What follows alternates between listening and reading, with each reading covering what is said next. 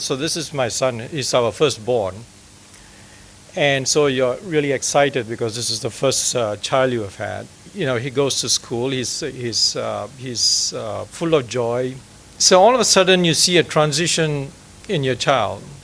One from joy, one who's always full of life, starting to change, deviant, troublesome. So all the negative connotations one can find. And then at home, you see the child moving from that joyful little boy to somebody who is very angry, sometimes violent because he doesn't know how to react, cries at times because he doesn't know how to accommodate, and then loving at times because of the way they see things. This is why I say we are wired differently. You're thinking about all the things. Again, we live in a society which is driven by materialistic systems. So what is going to be the cause? What's going to happen with his life because the way the society is? What's the social reaction? What's the family's reaction? All these expectations. But what we finally realize is nothing matters except for the child, him or herself. That's the most important point. The first diagnosis was he needed to be medicated. The gut says, no, this is wrong.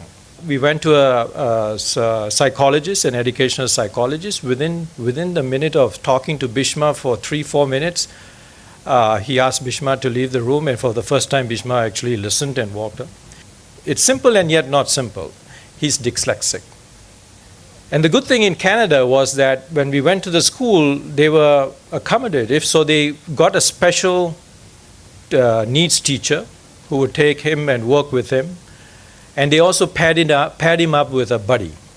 My son is also an extreme introvert. So I thought dyslexia and introvert were synonymous, but it's not.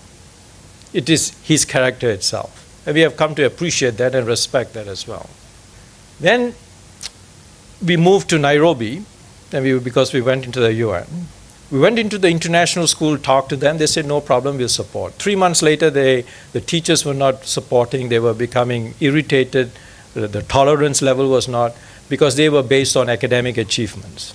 And this is why I think this network is going to be extremely useful, because we didn't have that. We had to search for ourselves. At that time, there were about 4 to 5 in the US. They did a test. They warned us that there's a long queue, waiting list.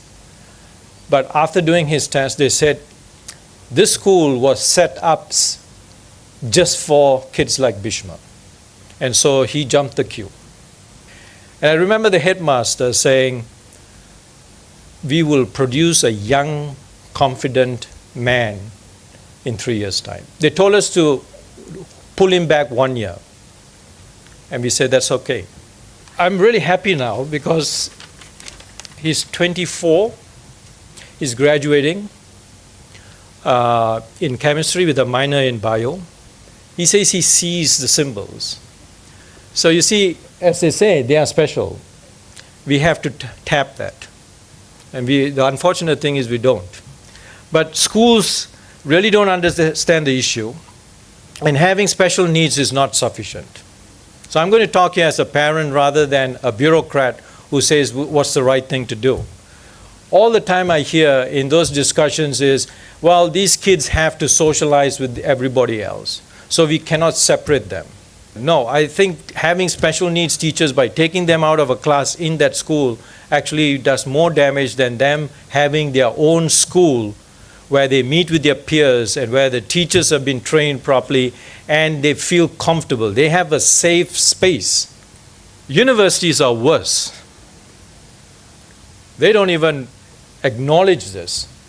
So where my son went, it was a special school, special university. It was not specially for kids, but they had a special center to help. But again, the professors don't acknowledge it. I know, I was one. I didn't even know the concept. So when a kid is not performing, the only thing my first reaction is, they shouldn't be at the university. One of the things I think we should be thinking about as parents is yes, in the short run, we might have to fight for this special support in schools, but I think we should start a movement to try to get, and then this thing called CSR for the acute dyslexics. So it will be interesting. This is why I suggested in my earlier talk there needs to be an institutionalized process of initial screening, the second level assessment, and then the tools and methodologies we need for remediation. So my key advice is for the parents is support and not criticize. Love and respect. Love, of course, as parents, I don't see any other options. Respect is a difficult thing for many Asian parents. It seems like it's a one-way flow. I think it's a two-way flow. It's about the child, not us, not the family, not the society. It is always about the child. Everything else will fall in place. Thank you much.